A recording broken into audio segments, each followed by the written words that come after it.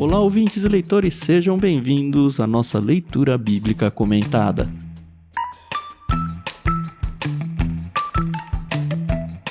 Eu sou o Thiago André Monteiro, @vulgutan. Estou aqui com Carol Simão e com o Edu Oliveira e hoje a bola da vez é Êxodo capítulo 25. Bom dia, tudo bem com vocês?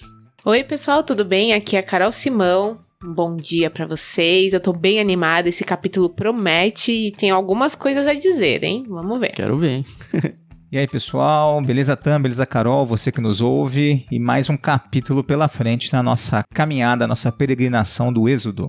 Isso aí, um capítulo curto, um capítulo com poucas coisas a dizer, vamos resolver em 30 minutos ou mais. Eu não prometo 30 nada. de introdução? Ou mais.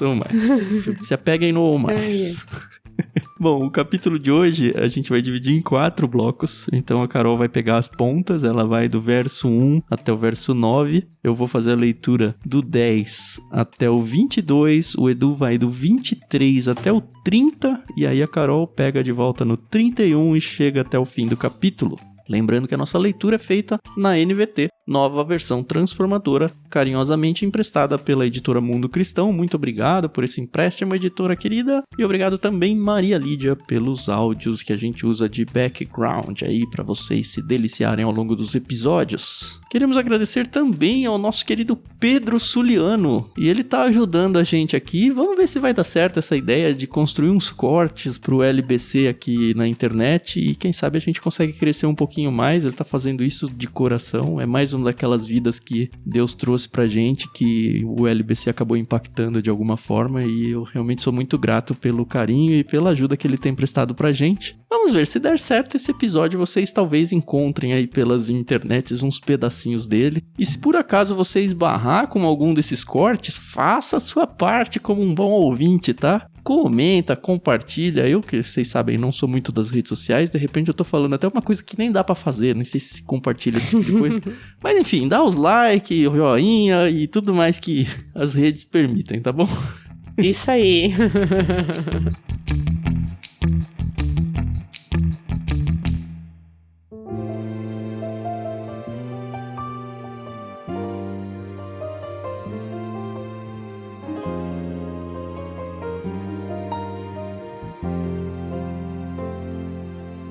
Agora sim, bloco 1, Dona Caroline da Silva. Isso aí, o senhor Thiago sem H. Vamos lá, pessoal. Primeira parte de Êxodo 25.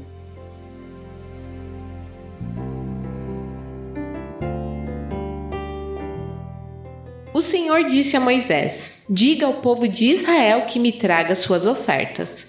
Aceite as contribuições de todos cujo coração os dispuser a doar. Aqui está uma lista das ofertas que você aceitará deles: ouro, prata e bronze, fios de tecido azul, roxo e vermelho, linho fino e pelos de cabra para confeccionar tecido, peles de carneiro tingidas de vermelho e couro fino, madeira de acácia, óleo de oliva para as lâmpadas, especiarias para o óleo da unção e para o incenso perfumado, pedras de ônix e outras pedras preciosas para serem fixadas no colete e no peitoral do sacerdote.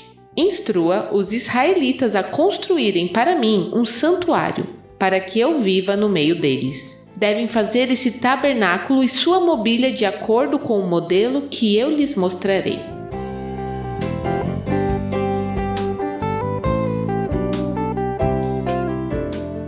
Eu gosto muito desse capítulo. Acho que Êxodo 25 é... Ai, Carol, você tem um Êxodo favorito? Não, não é isso. É porque quando eu era adolescente, a gente tinha uma reunião na nossa igreja com todos os adolescentes, onde a gente era instigados pelo então, na época não era o meu sogro, ele era o nosso líder, o líder dos jovens mesmo da igreja. E ele pegou muito esse pedaço de Êxodo para nos ensinar muito sobre o tabernáculo. E aí eu lembro que a gente teve que fazer maquete, a gente teve que aprender muito, e é uma coisa que é muito viva na minha memória, então é uma coisa da qual não é que eu entendo bem, mas eu conheço um pouco mais.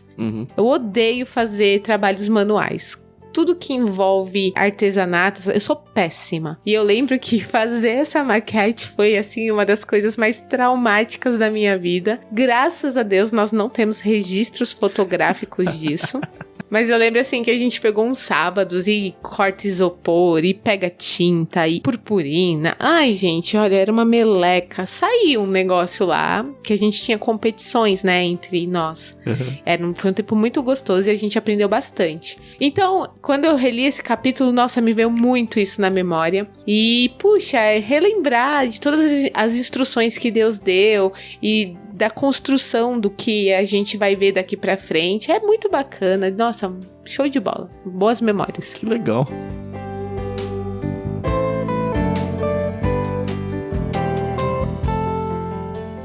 Eu acho que a gente tá num momento meio especial, não só afetivamente falando aí pra Carol, né? Que fez com que um trauma transformasse como um capítulo preferido, né? Que coisa. Nossa, olha aí. Mas a gente tá numa virada interessante no Êxodo, porque até agora a gente veio, assim, a primeira parte um relato mesmo da saída do povo, aquela história mais envolvente. De repente a gente vê um povo parado de frente do Sinai, recebendo um monte de lei. E quando a gente tá lendo a Bíblia sozinho, talvez seja uma parte que a gente não lê com tanta empolgação assim. E agora a gente tem uma mudança, mais uma, né?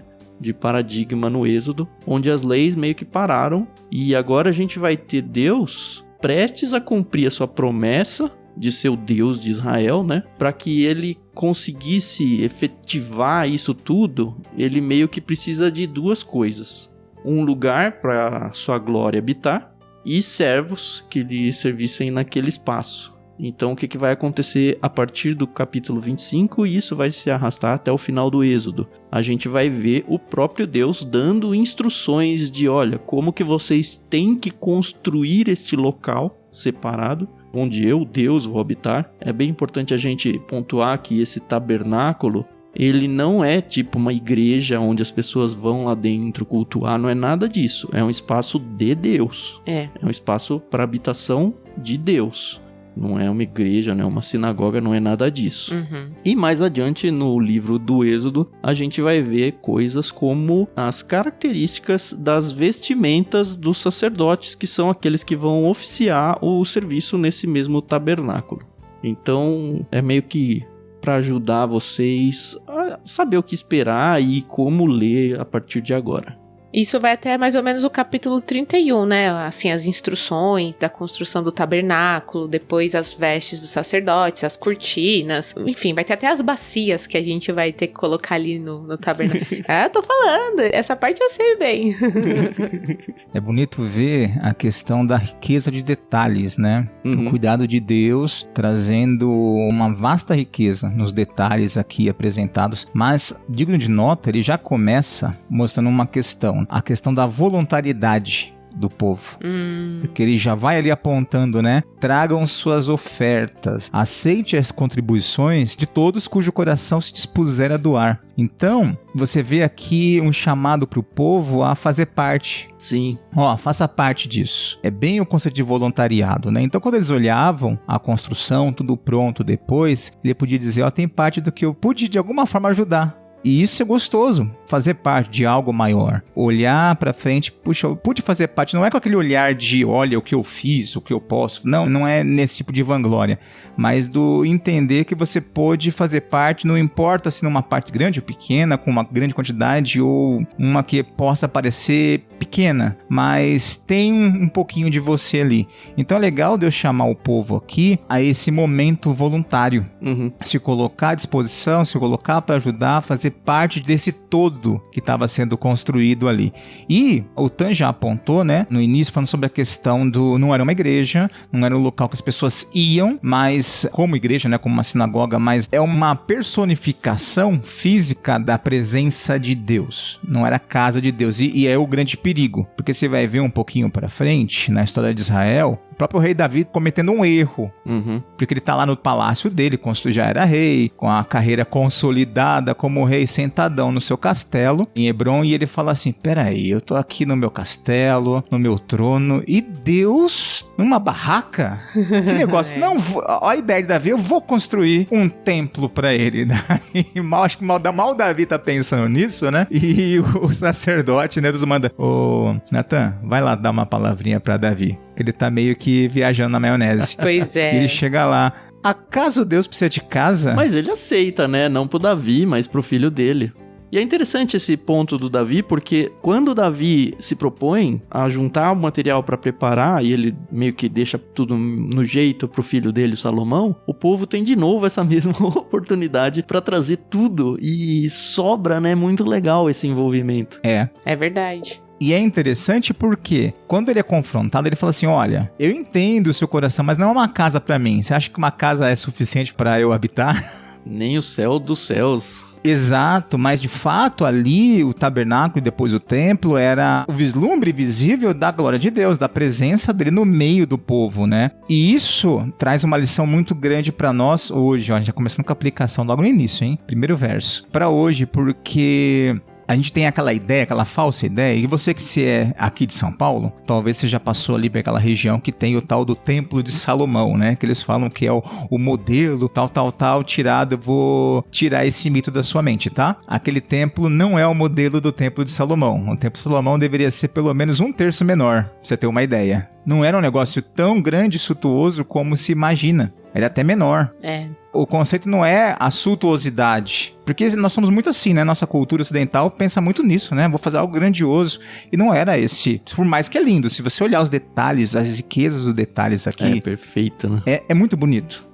E o templo também tinha essas características, mas não era essa a questão. O principal era a glória de Deus manifestada ali. Exato. E o mais incrível, quando a gente traz para os nossos dias, é ver quando o povo olhava para o templo, olha, a presença de Deus em nosso meio. Ali é a apresentação, personificação da presença de Deus em nosso meio, da sua glória. E qual que é essa personificação em nossos dias? Esse é um negócio tão legal e tão incrível. Porque não é um templo, não é um prédio, não são igrejas ou locais que se encontram. É o crente. Nós mesmos, né? Ah, é verdade, com certeza. Nós mesmos. Nós somos a apresentação viva de Deus pro mundo. É.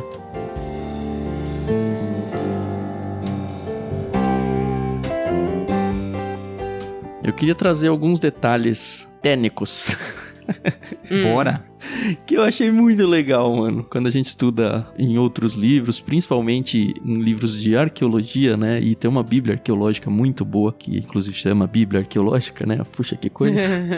E ela traz umas informações, não só ela, né? Eu vi isso em vários lugares. Mas muito legais. A primeira que acho que é a mais óbvia é, tá, eles vão doar, mas vão doar aqui ouro, prata, bronze, tecidos. Da onde que veio tudo isso aí? Esse povo tá no meio do deserto, né? Da onde que veio? Veio tudo do Egito, né? Lembra que eles foram expulsos praticamente pelo povo do Egito depois das pragas. Ele falou, ó, leva nossas riquezas, né? Deus tinha dito que eles iam despojar os egípcios. Então, é tudo de lá. Os bens que eles doam aqui para construção, veio tudo do Egito. Os tecidos, o ouro, a prata, o bronze e tudo mais. E aí, tendo isso em mente, olha só que legal, eu trouxe algumas coisas para compartilhar com vocês aqui. Olha só. Primeiro a questão das cores, né? Que já fala muito aqui, depende da tradução que você vai ler, vai falar de púrpura, escarlate, essas coisas assim. Mas basicamente é o seguinte, o azul, a púrpura e o escarlate eram cores reais. Reais no sentido de realeza, tá? De trazer glória da coisa. As cores azul e púrpura eram derivadas de vários moluscos. Isso aí são detalhes que, enfim, não tá na Bíblia, mas é legal a questão da arqueologia, né? Que infestam as águas a nordeste do Mediterrâneo. E aí as coisas mais tópicas, assim, da época. A indústria da tinturaria era tão importante para a economia local que a Terra Prometida ficou conhecida como Canaã. Terra da Púrpura. Eu não sabia disso. Canaã significa Terra da Púrpura. Que legal. E mais tarde foi denominada Fenícia, que tem o mesmo significado, só que no grego. Também não sabia dessa. A cor escarlate era derivada de ovos e carcaças do verme Coccus ilicis, que costumava fixar-se nas folhas do azevinho. E aí, olha só que legal. O termo linho fino, e aparece aqui, né, no texto, eles tinham linho fino, refere-se a um tecido de qualidade excepcional, usado pela realeza, adivinha de onde? Egípcia. De onde mais? Era produzido pela fiação de fibras de linho. Excelentes exemplos de linho branco firmemente esticado foram encontrados em algumas tumbas do Egito Antigo. Alguns são tão finamente tecidos que não é possível diferenciá-los da seda sem o uso de uma lente de aumento. Putz, que legal essas informações. Que legal. Muito bom mesmo. Eu sabia essa questão das cores. Isso eu aprendi com a filha de um missionário. Uma vez a gente tava pintando na casa dela. E aí, tipo, eu queria pintar, sei lá, de verde. Uhum. Aí ela, não é. Só que ela não me explicou, né? Ela falou, ó, você só pode usar tal, tal e tal. E eu, mas por quê? Aí ela, não, porque eram as cores que eles usavam. Mas é sempre interessante saber, né? Uhum. É muito bom mesmo. Eu já vi esse verme aí que você comentou. É bem interessante que ele impregna nas árvores. Então eles tiram isso e amassam para fazer a cor da tinta, né? Parece um coloral. Eles não compravam lá na papelaria um guache da Faber-Castell, né? Não tinha. Não tinha. Pois é, né? Tava em falta. Ai.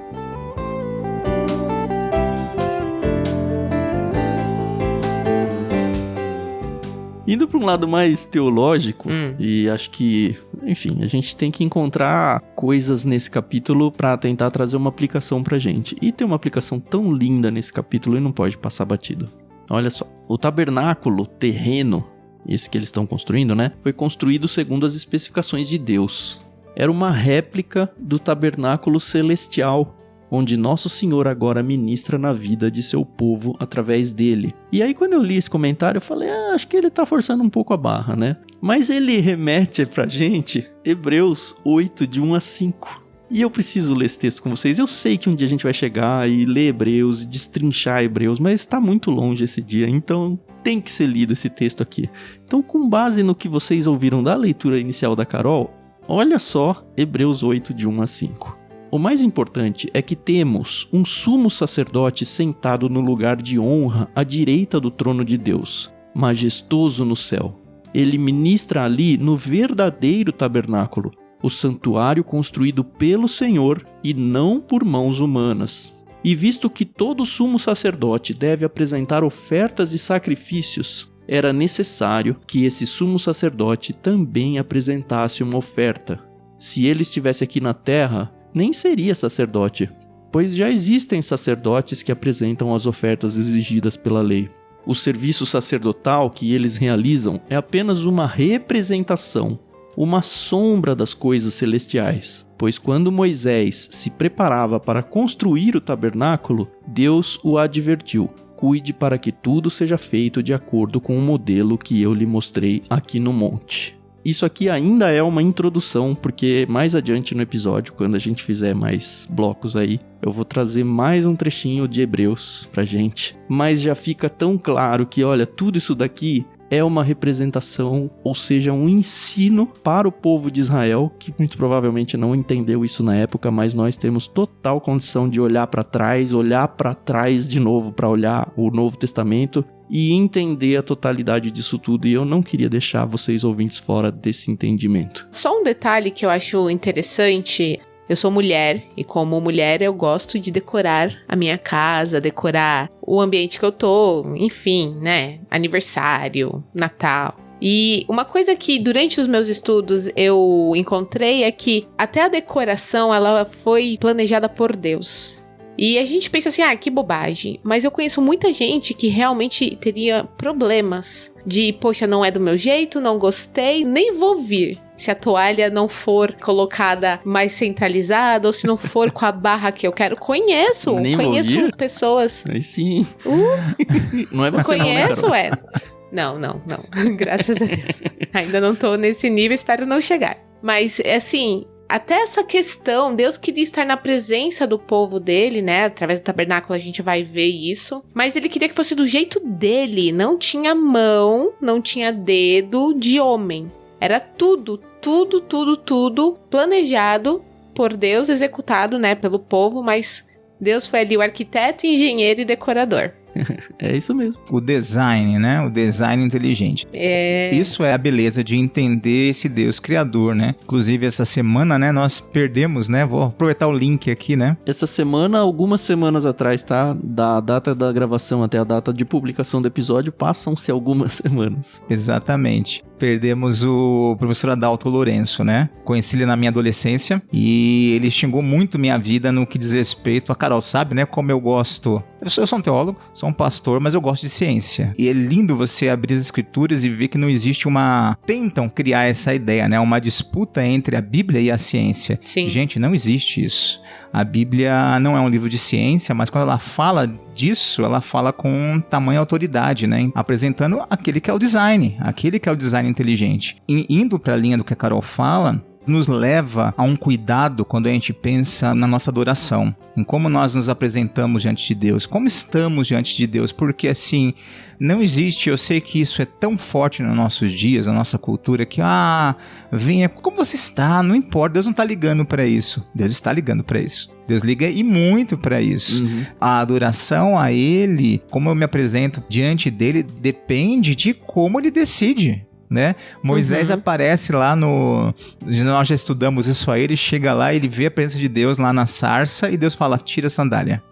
Não é vou te dar um conselho, é uma ordem. Não sei se dá pra perceber, é uma ordem, ele tira a sandália, o lugar é santo. Toma cuidado com os seus movimentos daqui pra frente, porque não é um lugar qualquer. Inclusive, quando você vai lá no Éden, pós-Éden, né, pós-queda, quando Caim e Abel apresentam suas ofertas. Tem algumas linhas teológicas que falam, Caim errou porque ele apresentou do fruto da terra e a terra é amaldiçoada. Não bate, porque você vai vendo aqui na lei depois até ofertas sendo feitas de cereais, de coisas que é fruto da terra. Não é essa a questão.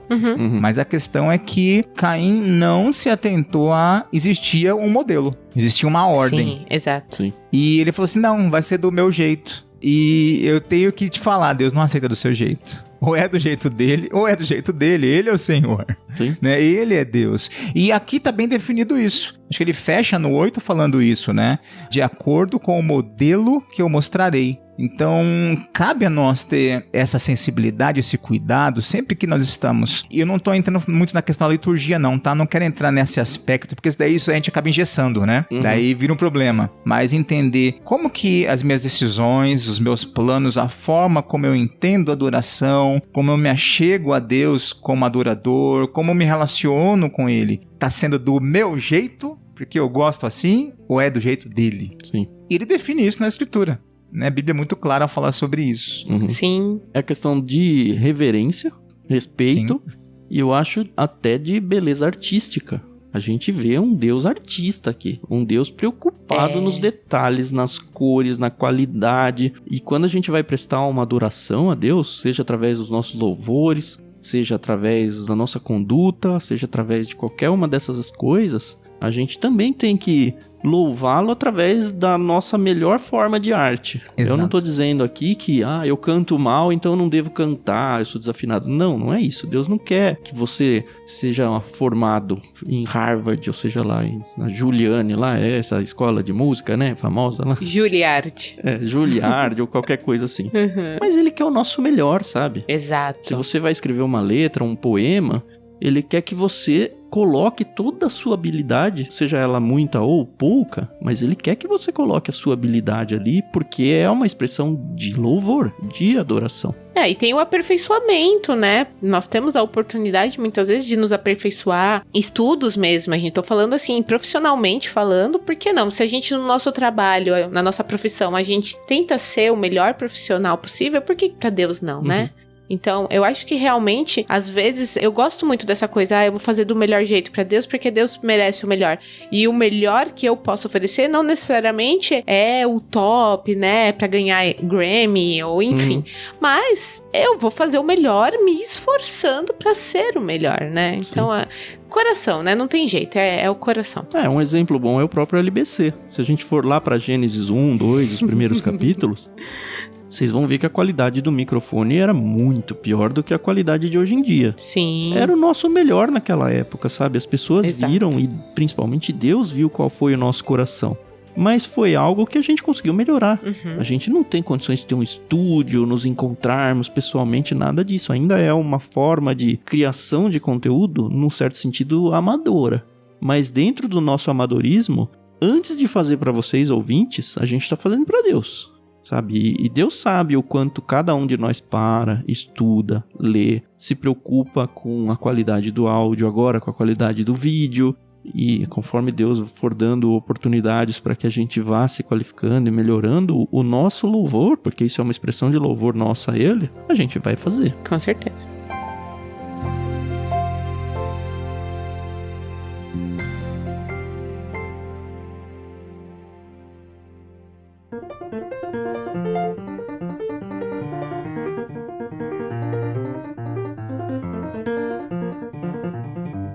Vamos ao bloco 2? Bora lá. Leitura a partir do verso 10 e eu vou ler até o verso 22.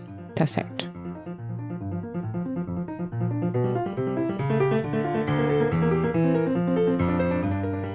Faça para mim uma arca de madeira de acácia com 1,15 metro de comprimento, 67,5 centímetros de largura e 67,5 centímetros de altura. Revista-a com ouro puro por dentro e por fora e coloque uma moldura de ouro ao seu redor. Mande fundir 4 argolas de ouro e prenda-as aos 4 pés da arca, 2 argolas de cada lado. Faça varas de madeira de acácia e revista-as com ouro. Passe-as por dentro das argolas dos lados da arca para transportá-la. Essas varas ficarão dentro das argolas. Nunca as remova. Coloque dentro da arca as tábuas da aliança que eu lhe darei. Faça a tampa da arca, que é o lugar de expiação, de ouro puro. Deve medir 1,15 metro de comprimento e 67,5 centímetros de largura. Em seguida, faça 2 querubins de ouro batido e coloque um em cada extremidade da tampa. Molde um querubim em cada extremidade da tampa para formar uma só peça de ouro com a tampa. Os querubins ficarão de frente um para o outro, com o rosto voltado para a tampa da arca. Estenderão as asas sobre a tampa para protegê-la. Coloque dentro da arca as tábuas da aliança que eu lhe darei. Ponha a tampa sobre a arca. Ali, sobre a tampa, que é o lugar da expiação, entre os querubins de ouro que estão sobre a arca da aliança, virei ao seu encontro e falarei com você. Dali eu lhe darei meus mandamentos para o povo de Israel.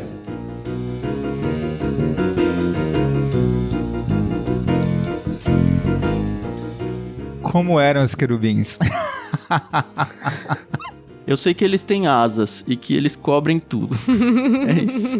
Essa é uma pergunta que meu filho mais novo faria logo de cara. Como que era os querubins, pai? Mas querubim aparece na Bíblia em outros lugares, hein, Edu? Aparece. E aí, como que aconteceu? Nunca se perguntou? Ah, cara, eu não sei se Deus explicou como era a cara e o Moisés não deixou registrado, ou se foi da cabeça do ser humano, ou se eles tiveram uma visão dos querubins de alguma forma. Lembra que eles tinham um anjo que ficava ali visível pra eles. É verdade. Seguindo ali o povo, não sei. Mas fica a curiosidade pros dias de hoje. Eu acho que nem temos uma resposta, não. Nós vamos chegar daqui a pouquinho em alguns capítulos quando fala que Deus dá dons pros artistas. Sim. Uhum. Então, minha posição, eu creio que dentro dessa... Porque foi algo dado, e aqui é um texto perigoso, né? Porque eles trazem para os nossos dias, né? E eu até tô tratando isso dentro da igreja aqui, com o meu discipulado com os novos membros, né? Uma turma que eu tô discipulando aqui, é a questão dos dons, porque... Hoje em dia tem muito essa ideia, né? Ah, músico é dom de música, né? O que toca na igreja é dom. E eu discordo, né? É talento, a proficiência que você aprendeu e tudo mais. Uhum. No contexto, produção do tabernáculo, dos itens aqui, Deus dá dons específicos para arte. Inclusive, ele determina pessoas específicas para isso. Ele dá dons para eles. Mas você pensa que Deus foi lá e revelou para eles como deveria ser, é isso? Uhum. Faz sentido. Agora, para os nossos dias, o contexto de dons é outro. Mas ali, eu creio que foi isso que aconteceu. Mas você vê, não tem descrição onde fala, fizeram os querubins. Sim. Tem asas, isso é verdade. Quantas que tem? Eu acho que 2 ou 4, não sei, depende do texto bíblico. Isaías 6. Então, tem 6 também. 6. Se tem rosto humano, se não tem. Não, mas Isaías 6 fala que os querubins estavam na adoração, lembra? Com 2 cobriam o rosto, com 2 os pés e com 2 voavam. Então já sabe, tinham 6 asas. Sim, verdade.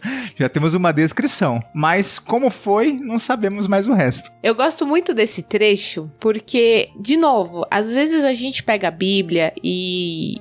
eu vou ler principalmente o Antigo Testamento, né? Algumas pessoas têm um pouco de preconceito. Principalmente um texto tão descritivo quanto esse. Ai, caramba, vamos lá ler. E você lê muito no automático. Mas se você, assim como eu, for uma pessoa do visual, presta atenção, gente. Presta atenção no negócio que tá fazendo, sabe? Ali, ó... Tá mandando fundir 4 argolas de ouro pra prender nos pés. Cada argola, 2 argolas de cada lado. Depois ia passar um bastão entre elas pro transporte. Tinha tampa. Sabe, é um negócio muito, muito, muito visual. E não só visual, viu, Carol? Principalmente essas traves que você falou aí. Funcional. Não só funcional no sentido de, vai ser mais fácil de carregar, mas uma vez pronta, o homem não podia encostar nisso. Então ele precisava de um jeito pra carregar. Até por isso que o texto fala, não tira a vara nunca.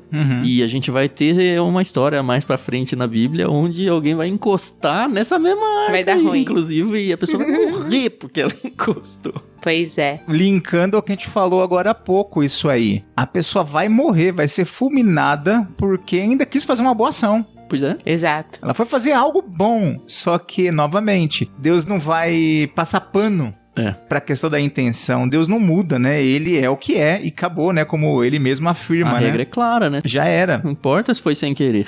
Exato. E assim nós vemos o caráter único, né? Imutável de Deus diante disso. E mesmo numa tentativa de fazer uma boa ação. Mas o erro, aí você fala assim, o erro maior do cara que criou a ideia, né? Do rei Davi, que falou, não, vamos agilizar esse negócio, vai demorar muito pra ir a pé. Vamos fazer um carro de boi aqui, tiver mais rápido. Que já tinha lei dizendo que não podia ser carregado por carros de bois, né? Que tinha que ser carregado por mãos humanas. E a gente fala, mas estamos na modernidade, gente. O tempo mudou, então vamos fazer do nosso jeito, né? Deus vai levar em conta... Cuidado. De novo essa história da modernidade mudando os planos de Deus, né? Que coisa. Tá vendo? Cuidado. Vai dar ruim. Mas assim, no meu tempo, quando eu fui fazer a minha maquetezinha, não tinha Google. Se tinha também não era tão acessível. Mas tinha Barça, vai, diz aí. Não tinha aquelas bíblias com figurinhas no final? Então, não tinha do que a gente precisava. A gente tinha que montar o tabernáculo completo, com a bacia, com a arca, enfim. Gente, eu lembro que eu fui com o meu pai até uma rua que tem aqui em São Paulo, que é conhecida como a Rua dos Crentes, que é a Conde de Sarzedas, que a gente foi atrás de um mapa ou de um desenho que realmente mostrasse como era o tabernáculo. Eu lembro que a gente encontrou um muito bonito, queria tanto ter encontrado pra trazer, porque deve estar nas coisas do meu pai. Mas, nossa, eu lembro que quando eu abri, e eu tô aqui mostrando no vídeo porque ele era um rolinho, então a gente abriu assim, e eu vi aquilo, a minha cabeça fez, legal, explodiu. Né? Não, hoje é muito fácil legal. Conseguir essa experiência, é só pôr no Google. Não tem mais graça. Mas não é o mesmo gostinho. Não, mas tem gente que nem isso vai fazer no episódio. Mas faz, tá? Faça isso. Faz, é muito bacana. Até lê o texto com a imagem ali, porque você vai pegando os detalhes. Exato. É gostoso, gente. Pois é.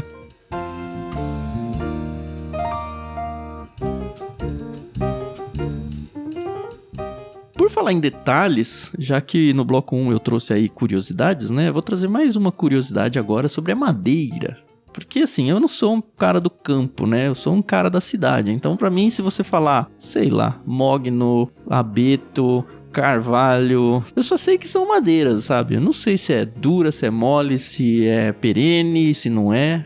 Então a gente depende aí, mais uma vez, da Bíblia de Estudo Arqueológica, que diz o seguinte, olha que interessante. A madeira de acácia é mais escura e mais dura que o carvalho E o carvalho, pelo menos da Bíblia, a gente sabe, né? Como ele é exaltado como uma madeira boa e tal. Enfim, mais dura que o carvalho e não corre risco de ser comida pelos insetos. Olha isso. Esse tipo de madeira é bastante comum no clima semiárido da península do Sinai. Puxa, onde será que fica esse lugar aí, né? Esse eu acho que eles não trouxeram do Egito. Eu acho que eles só pegaram por ali mesmo. Mas até isso, sabe? Deus se preocupar com a durabilidade da arca. Ela não vai ser atacada por cupins ou qualquer outro tipo de inseto, porque a madeira exata foi usada, sabe? A de melhor qualidade. Não é só a capinha de ouro, a coisa. É tudo pensado, planejado nos melhores detalhes. Então você não é do ramo da guitarra, senão você ia conhecer também, que a gente tem isso aí. Conhecer a madeira da guitarra, o mogno, o ash, tem que conhecer essas madeiras aí. O rosewood, o maple. Eu deveria saber para violão clássico, que eu estudei quando era criança. Aí, então, tá vendo? Mas tinha, porque não é só a rigidez, também é a maleabilidade, exatamente, é a capacidade de reverberar. Tem isso na música. A escala do violão normalmente é Jacarandá da Bahia, que é uma baita de uma escala. É preta também, tal qual a acácia aí. Mas a madeira de acácia é bem descrita na Bíblia, né? Isso é bem interessante, as descrições dela, né? E a sua resistência também. Isso é digno de nota mesmo.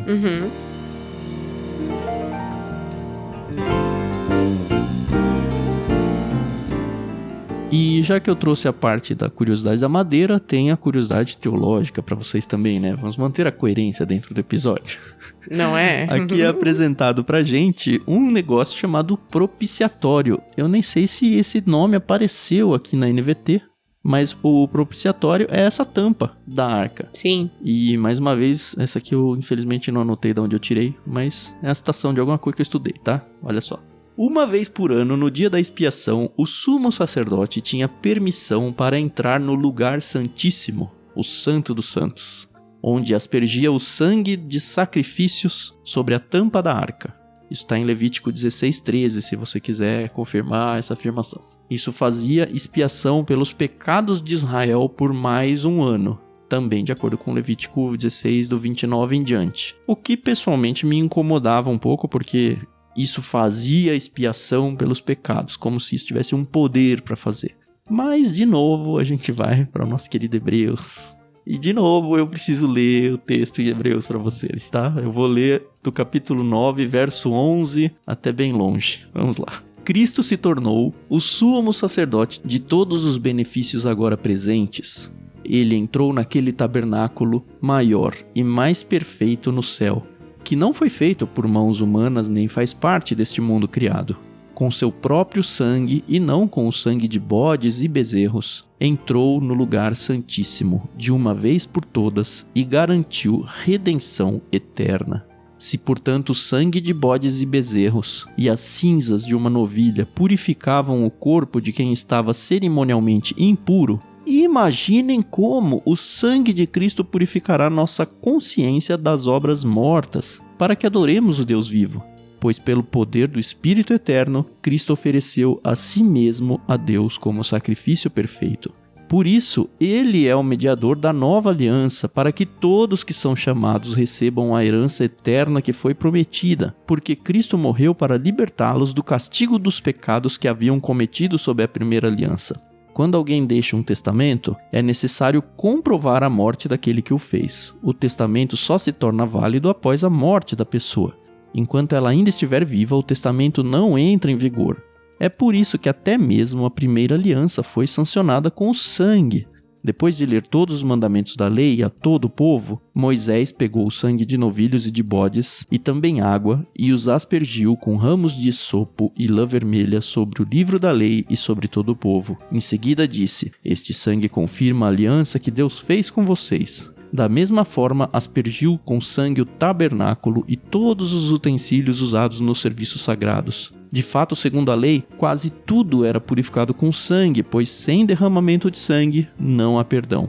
Assim, as representações das coisas no céu tiveram de ser purificadas com sangue de animais. As verdadeiras coisas celestiais, porém, tiveram de ser purificadas com sacrifícios muito superiores. pois Cristo não entrou num santuário feito por mãos humanas, mera representação do santuário verdadeiro no céu. Ele entrou no próprio céu, a fim de agora se apresentar diante de Deus em nosso favor. E ele não entrou no céu para oferecer a si mesmo repetidamente como sumo sacerdote aqui na terra, que todos os anos entra no lugar santíssimo com o sangue de um animal. Se fosse assim, ele precisaria ter morrido muitas vezes, desde o princípio do mundo. Mas agora, no fim dos tempos, ele apareceu uma vez por todas para remover o pecado mediante sua própria morte em sacrifício. E assim como cada pessoa está destinada a morrer uma só vez e depois vem o julgamento, também Cristo foi oferecido como sacrifício uma só vez para tirar os pecados de muitos. Ele voltará, não para tratar dos nossos pecados, mas para trazer salvação a todos que o aguardam com grande expectativa. Cara, isso aqui é um tutorial de como ler o Êxodo. Tem até livros teológicos que tratam de Hebreus à luz, na verdade, de Levíticos. Que tá aqui, né? Tá do ladinho. Sim. Uhum. Até vai ter mais detalhes dentro de Levíticos pra se encaixar com o hebreu. Mas tá tudo aqui também no Êxodo. Uhum. E é interessante que o público do livro de Hebreus eram judeus convertidos no primeiro século, e o autor, né, falamos isso no nosso último encontro aqui, e o autor, ele tá muito claro em demonstrar a supremacia de Cristo sobre os elementos da fé judaica, do judaísmo. Uhum. Então ele faz uma escala, é interessante ter uma escadinha ali, né, no livro de Hebreus, ele vai fazendo uma escadinha de importância nos elementos da fé judaica e colocando Jesus sempre detonando um por um deles. Uhum. Né, ele fala dos anjos, fala de Moisés, fala de Arão, ele vai trazendo aqui uma lista, e é muito legal, porque quando ele chega no sumo sacerdote, ele não usa Arão. É muito legal. Quando ele chega lá no sumo sacerdote, ele até fala de Arão, mas passa por cima, e ele chega no sumo sacerdote. Daí o modelo que ele usa não é Arão, é Melquisedeque. Nossa, eu não tinha reparado. E quando ele chega em Melquisedeque, ó, é um assunto pra gente conversar quando chegar lá em Hebreus. Ele não coloca Cristo... Olha, segura essa aí, hein? Como superior. Ele coloca em pé de igualdade. Quem seria esse tal Melquisedeque, sem dia, sem pai, sem mãe, sem genealogia, que era rei de uma cidade que se chamava Salém. Vamos traduzir para o português. Rei da paz, que Abraão se encontra, que Abraão apresenta dízimo, que senta à mesa com ele, que é abençoado. É muito interessante essa história. Uhum. E ali ele coloca em igualdade o sacerdócio de Jesus. E aí ele começa essa apresentação linda nesses últimos 3 capítulos aí, né? 7, 8 e 9. E culmina no 10 do sacrifício único e eficaz de Jesus como sacerdote e oferta, né? Pessoal. Isso é incrível no livro. Uau. Então ele está detonando toda e qualquer tentativa judaica ou judaizante de assimilar o cristianismo ao contexto do judaísmo. Ele fala, não faz sentido. Na verdade, o que vocês tinham era um vislumbre do que haveria de ser. Tudo que vocês aprenderam e foram pedagogicamente instruídos era para apontar para a pessoa e obra de Jesus. E agora estamos diante dele. Ele é a nossa revelação final, né? A ordem final. E aí agora é hora de segui-lo. Acabou os sacrifícios. Já foi feito uma vez por todas. Agora vocês estão diante de um novo e vivo caminho. Era tudo sombra do que viria, né? Exato. Tudo. É um grande quebra-cabeça, essa que é a verdade, né? Vai se encaixando. Ou melhor, um mosaico. É mosaico. E tem gente que acha que a Bíblia é um catado. Meu Deus do céu. Pois é.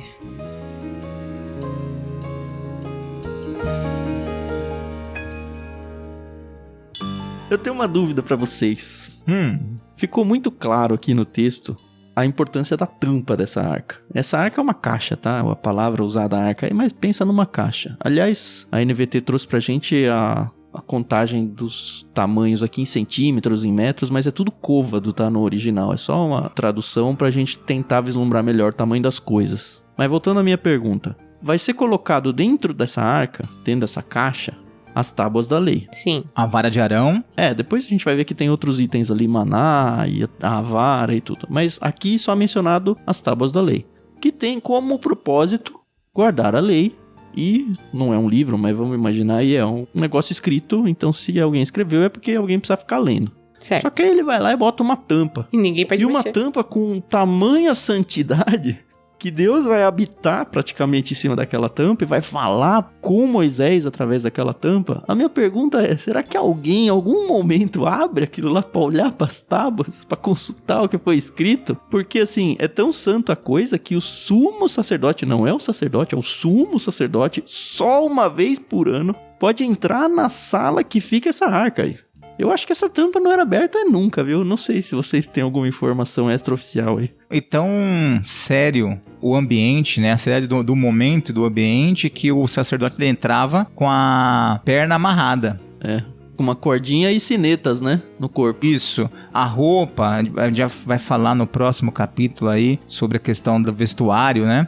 A roupa tinha sininhos. Né? Então, conforme o sumo sacerdote andava, você ouvia, né, os movimentos. Então, ele amarravam na perna dele uma corda, ele andava e os sininhos tocavam, porque se ele entrasse lá e não tivesse devidamente purificado para aquele momento, ele era fulminado ali mesmo. Então, os caras, quem tentasse entrar para tirar o corpo, morria também. Puxa na cordinha. Cordinha. Se parar de tocar o sininho, o cara cair duro lá, então vai ter que puxar o corpo, porque senão já era.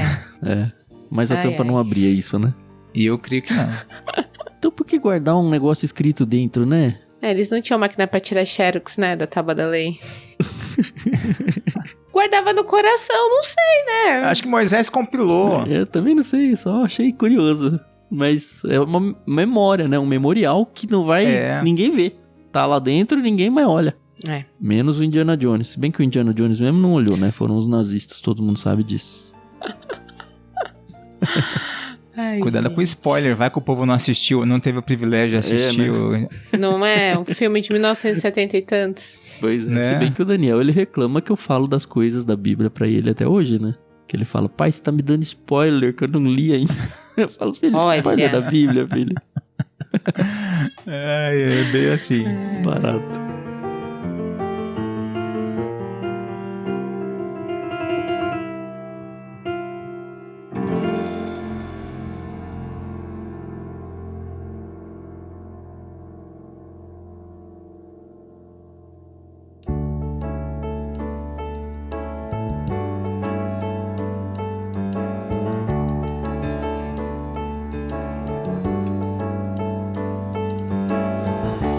Legal, vamos então ao bloco 3, porque hoje são 4 blocos, né? E a gente não pode se demorar demais, senão a gente perde a audiência. Edu, sua vez, faz a leitura pra gente aí. A gente vai agora a partir do verso 23 até o verso 30.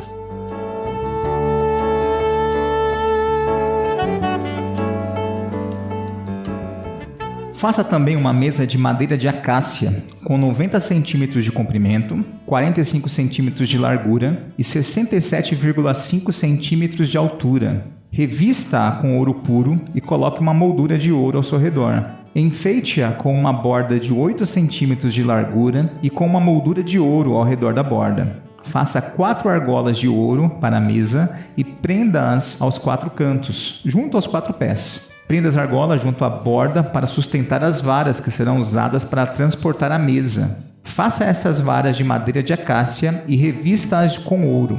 Com elas, a mesa será carregada. Faça recipientes especiais de ouro puro para a mesa. Tigelas, colheres, vasilhas e jarras que serão usados para as ofertas derramadas. Coloque sobre a mesa os pães da presença, de modo que fiquem diante de mim o tempo todo.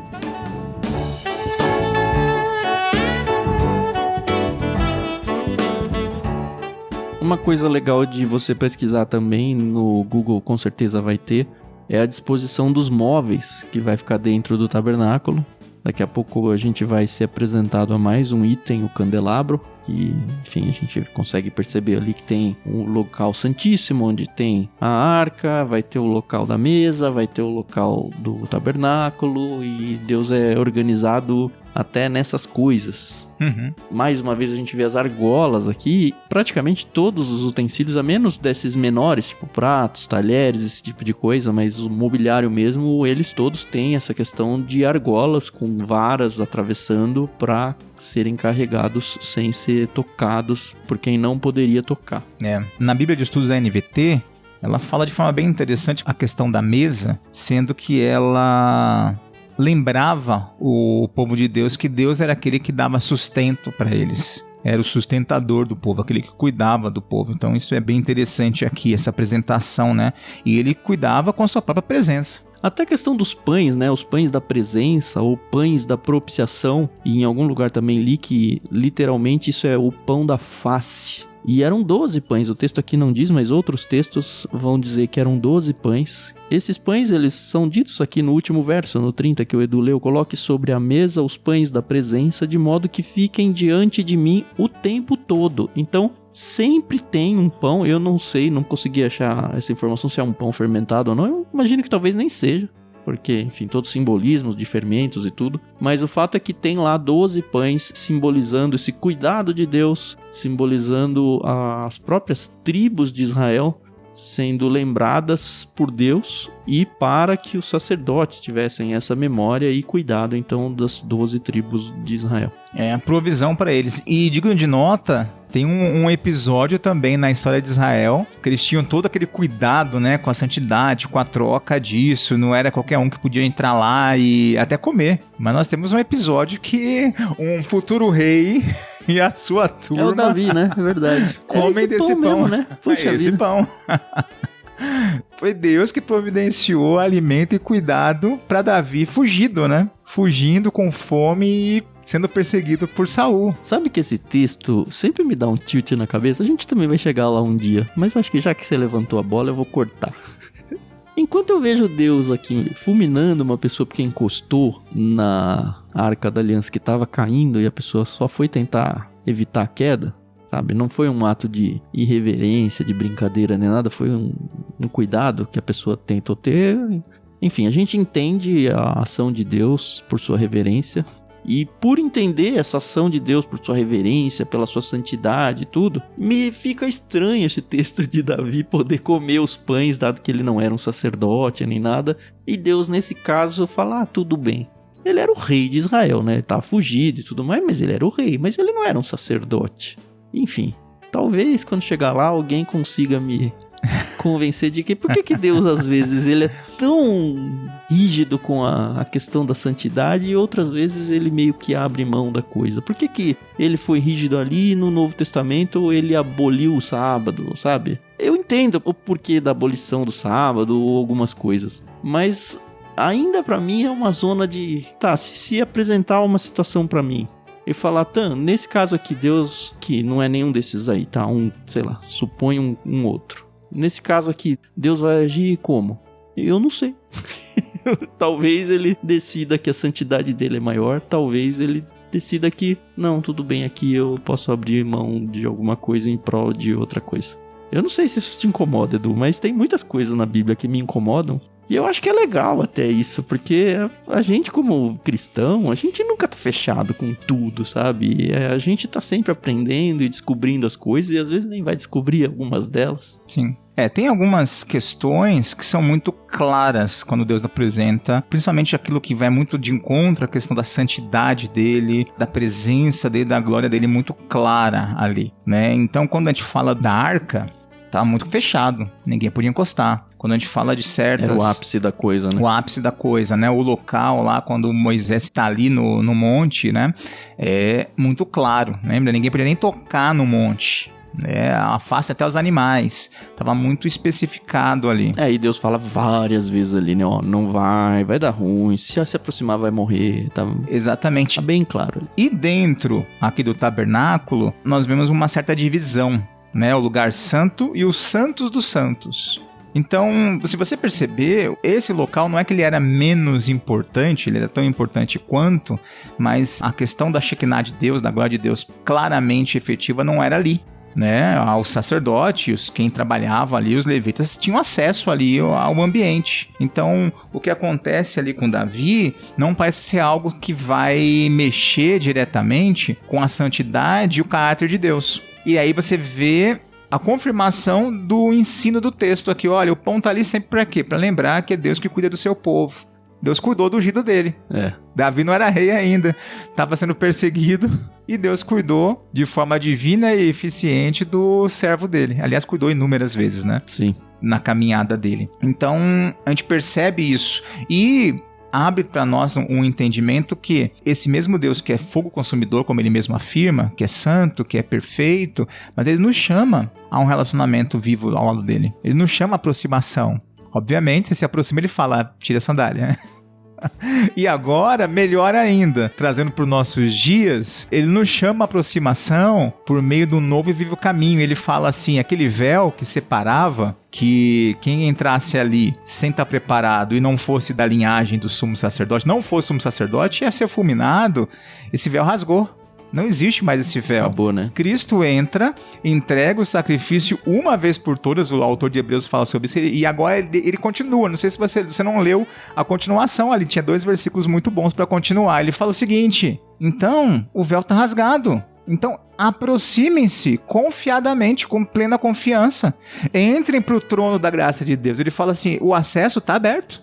Agora nós temos acesso completo, sem medo, porque nós estamos lavados pelo sangue de Cristo. E essa foi uma purificação feita de uma vez por todas. Então, é incrível ver esse Deus permitindo esse acesso, por quê? Porque o pagamento foi feito. Temos um sumo sacerdote que é o próprio Cristo, né? Que dá esse acesso. Que dá essa garantia de acesso a Deus agora. E é um sumo sacerdote perfeito, impecável e tudo mais. É isso, ele fala, então entre sem medo na presença dele. É importante observar isso, né?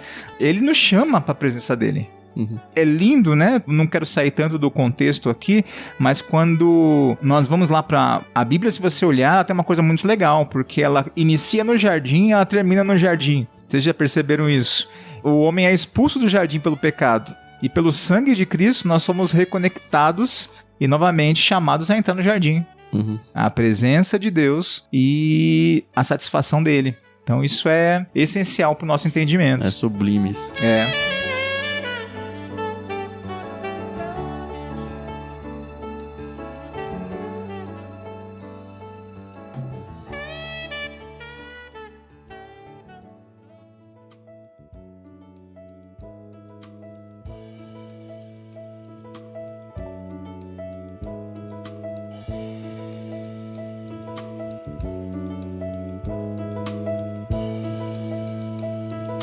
Legal, chegamos então ao finalzinho.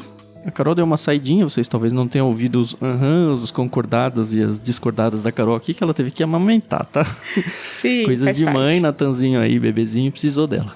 Mas ela voltou pra ler com a gente aí os últimos versículos, a gente vai do verso 31 até o fim do capítulo. Vai lá, Carol. Vamos lá, vocês vão acabar aí a leitura com a minha doce voz.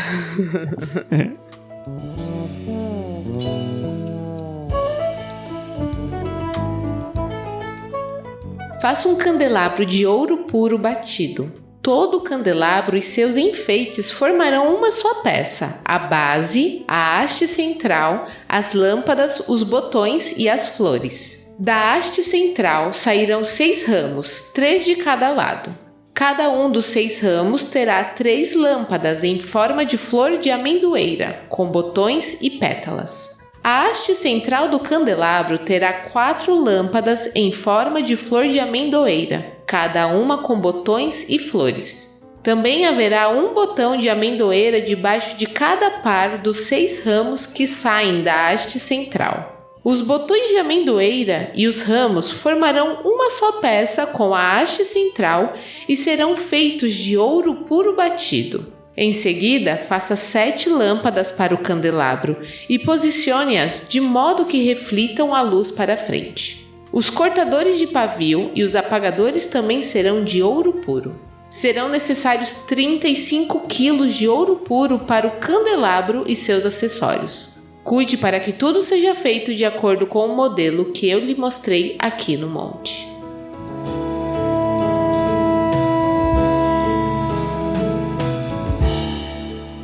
Primeira observação. Era ouro para caramba.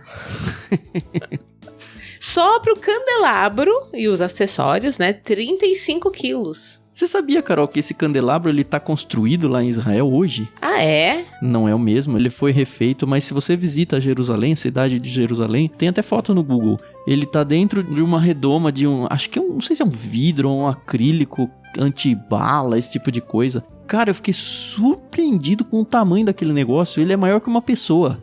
Olha, tô vendo aqui na internet, realmente ele é muito bonito. Então, porque o templo tem profecia de que ele vai ser reconstruído. Então, dizem que os judeus, hoje em dia, eles têm tudo pronto pra reerguer o templo em poucos dias, assim, muito louco. Não sei se isso é verdade ou não. Mas conta a Rádio Peão aí, a boca miúda, que a partir do momento em que for possível, politicamente falando, reconstruir o templo lá onde hoje nós temos o Domo da Rocha, né, o Aqsa, que é a mesquita principal dos muçulmanos, naquele momento... Se não, né? Quando isso acontecer, porque é profecia bíblica, o templo vai ser reconstruído ali e os judeus já têm tudo no jeito. E o candelabro já tá lá. Então, que bacana. Essa quantidade de números, 3 hastes, 6 de cada lado. Eu fiquei super confuso com isso, mano. Nossa, muito. Não é? Mas tem alguma coisa a ver com as tribos? Eu não sei, não achei nada. Primeiro que a gente pode tentar ajudar o ouvinte é o conceito de lâmpada, que obviamente é diferente do nosso conceito de lâmpada. Sim. De novo aí apelando a textos falando sobre arqueologia, a lâmpada era um pequeno pires de argila com um tubo na beirada. A ponta do pavio projetava-se do tubo e o óleo dentro do pires alimentava o pavio. É mais ou menos como se fosse uma lâmpada do Aladim, só que sem a tampa, assim, aberta. Uma cumbuquinha, assim. E importante que, assim, não podia ser apagado, em hipótese alguma. E tem, entrando na questão histórica, né? Tem uma festa que não consta nos relatos aqui do Antigo Testamento, que é o Hanukkah, Festa das Luzes. E ela fala, né? O Hanukkah em especial fala sobre a revolta dos Macabeus, né? E eles se fecham no templo contra os Seleucidas, né? E só tinha o óleo, né? O combustível ali, o azeite, para 7 dias. E a história, né? Contada ali pelos Macabeus na revolta é que se manteve o óleo aceso, né? O candelabro não apagou. Passou de 7 dias, né? Foi um milagre. Passou de 7 dias. Aí você fala assim, uau, e houve um milagre, houve revolta, eles conseguiram, né? Sair do jugo da Antíoco Epifânio e tal. Mas é bem profundo, você fala assim, mas e aí? Isso aí, a história, né? Interbíblica aconteceu ou não aconteceu? Muito legal. Por quê? Eu creio nessa que houve um milagre aí. Eu também. Não tá no registro bíblico, mas não é todo milagre que tá lá. Exatamente. E Jesus festeja o Hanukkah. Você vai lá no Novo Testamento, você vê Jesus na festa das luzes. Você não vê Jesus, não vou festejar essa festa aí, porque essa festa aí é invenção aí dos Macabeus, é coisa de vocês. Não tem nada a ver. Muito legal você ver Jesus, inclusive por quê? Qual o símbolo ali das luzes, né? É o Pai das luzes entre nós, né? O Pai, aquele que nos traz luz e vida, né? Luz e meio às trevas, né? E esse é Jesus. Então a Hanukkah também aponta para Jesus. E Jesus tá lá na festa. É verdade. Eita!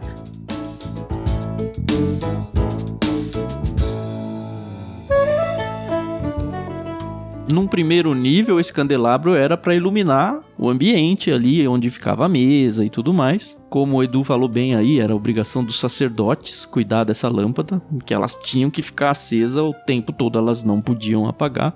E é interessante que era o dever do povo manter a provisão do óleo para o tabernáculo. Exatamente. Então até nisso o povo estava envolvido.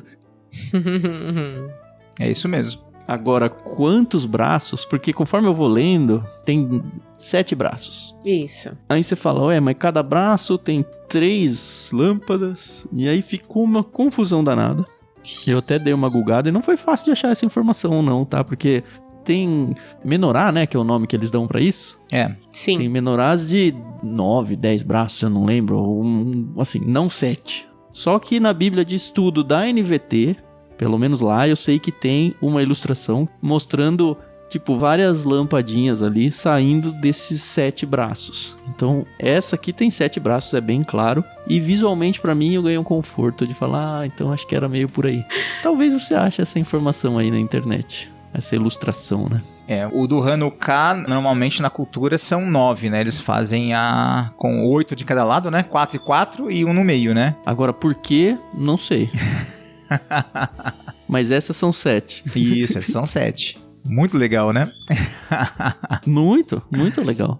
E é o que a Carol falou, assim, pra quem é visual, e acho que até pra quem não é visual, é muito legal você ler com interesse esse texto, no sentido de, sei lá, eu não consigo fazer uma maquete, vou tentar fazer um desenho. Não consigo fazer um desenho? Deixa eu dar uma olhada em ilustrações na internet. Se você tem a oportunidade de dar aulas na EBD, por exemplo, traz esse texto para as crianças, para os adolescentes. Faz com que eles enxerguem isso. Porque foi importante para Deus, a revelação dele mostrou os detalhes de cada coisa. Como que a gente vai olhar para um texto desse e falar, não, esse texto aí é chato? Não dá. Pois é, não. Realmente, a Bíblia ela é muito rica. Eu falo que ela é um roteiro, assim, para aquele diretor de cinema vir e ganhar, assim, todos os Oscars, tá? De efeitos especiais, trilha sonora. Vestuário, não tem um... Não é vestuário o nome, É de... Figurino, melhor roteiro adaptado, original, enfim. Tem muita coisa, mas é gostoso de ver. E baseado em fatos reais ainda, hein, Carol? Então, pois é. Eu sempre tive na minha cabeça muito visual o Pentateuco. Muito.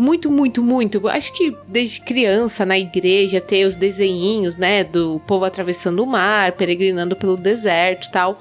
Mas é uma riqueza de detalhes tão grande que, assim, quando você é criança, nem tem como os professores passarem a importância e cada detalhe, né? Acaba tendo que ser uma coisa um pouco mais rápida. Mas, gente, que gostoso é você sentar e você estudar e você visualizar e, enfim. A Bíblia, ela é muito rica. Muito rica. Aproveitem a Bíblia. Desfrutem da Bíblia, sabe? Não é só, eu tenho que ler a Bíblia porque eu tenho que fazer a minha devocional e, ok, check. Não faz isso, você tá perdendo tanto. Pois é. Ontem eu tive uma conversa com a Rê e eu tava falando pra ela, Rê, olha só quantos livros eu já li esse ano. E eu nem sou muito de ficar anotando isso, mas eu sei lá porque eu tava arrumando lá, eu falei, será que eu já li 10 livros esse ano? Aí eu, puxa, tô com 9, tá, agora. E aí eu falei, nossa, esses livros que eu li. Aí ela falou pra mim, nossa, você não leu nem um livro cristão, né? E aí que eu me liguei, eu falei, nossa, não. Mas aí ela falou uma palavra que foi bem quentinha no meu coração. Mas você lê a Bíblia todo dia, né? Eu falei, assim, é incomparável. Não tô dizendo que os livros cristãos não têm o seu valor, nem nada do tipo. Mas aquele primeiro impulso de que, puxa, não tô sendo um bom cristão, puxa, não tô desfrutando das coisas, dos conteúdos cristãos, nossa, que ruim isso pra mim, foi revertido assim em meio segundo, quando eu falei, poxa, eu tô tão envolvido com Deus através da Bíblia que pra hoje isso me basta, sabe? Sem contar que a minha própria leitura bíblica, ela tem preferência em relação a todas as outras, né? Quem me conhece, já ouve podcast aqui, sabe. Eu tenho uma meta pessoal de que eu não posso ler nada no dia se eu não tiver lido a Bíblia antes. Eu acho que é uma regra que eu me impus muito importante, pelo menos pra minha vida pessoal, tá? Não tô dizendo que, nossa, isso aí é lei, você deveria fazer isso. Eu achei essa regra pra mim, ela funciona muito bem. E, de fato, eu não tenho sentido hoje em dia a necessidade de ler outros livros cristãos, porque, assim, tem momentos e momentos da vida, né, que a gente tá mais próximo, mais afastado de Deus. Eu tenho tido momentos tão bons com Deus através da leitura e meditação da Bíblia. Eu recomendo que vocês façam isso realmente, porque ela é suficiente. Amém.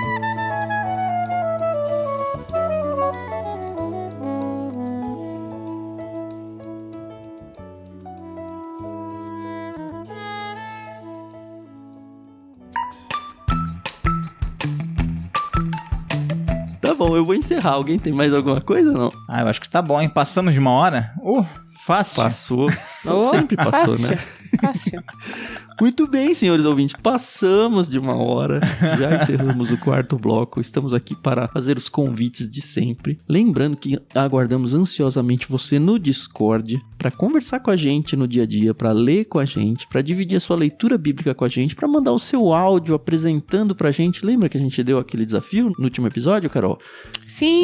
Tragam um áudio de vocês apresentando os créditos da NVT e os créditos da Maria Lídia. Tô ansioso realmente para chegar algum áudio aqui e eu conseguir colocar o áudio de alguém. Vai ser bem legal se isso começar a acontecer. Boa. Porque é um jeito de você mostrar pra gente que você tá junto com a gente no LBC e até de ser eternizado nesses episódios, nem que seja um pouquinho da fala de vocês. Assim, vai ser muito gostoso poder ter a voz de vocês captadas aqui no episódio. Então façam isso mesmo.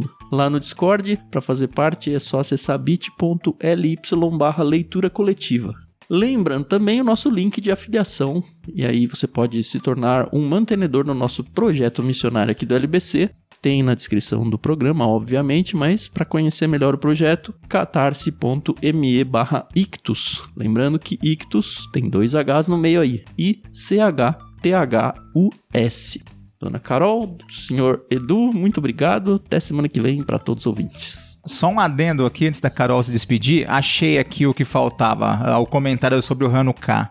Por que 9? Porque é o seguinte, quando eles estavam na batalha dos Macabeus, né? Eles só tinham óleo suficiente para um dia. O milagre é que ficou acesa por 8 dias. A lâmpada tempo suficiente. Além do aquele 1. Isso, para fazer um novo óleo, para preparar um novo óleo. Por isso que são 9. O de cima eles usam para acender os próximos, né? E, se eu não me engano, sobre a festa é que a cada dia você vai acendendo um, com o principal. Por isso que a menorá do Hanukkah ela tem 9. Né, o principal que vai acendendo um para cada dia, lembrando os 8 dias a qual acontece o milagre. Pronto. Oi. Achei o comentário aqui. LBC também é cultura. Extra bíblica ainda, hein? Mas cultura judaica. Muito bom, muito bom. É isso aí, pessoal. Muito obrigada pela paciência, a audiência de vocês. É sempre uma delícia poder aprender mais de textos bíblicos que a gente passa aí pela nossa vida cristã, às vezes de uma forma tão corrida, e a gente perde esses detalhes. Então, espero que vocês estejam aprendendo tanto quanto nós estamos, e a gente se ouve no próximo episódio. Até mais! Isso aí, muito obrigado você que nos ouve, né? Não sei se ao vivo aqui ou em algum outro momento do seu tempo aí, na sua história. Obrigado, Carol, obrigado, Tam, você que participa conosco aí, que Deus abençoe e até o nosso próximo encontro. Grande abraço.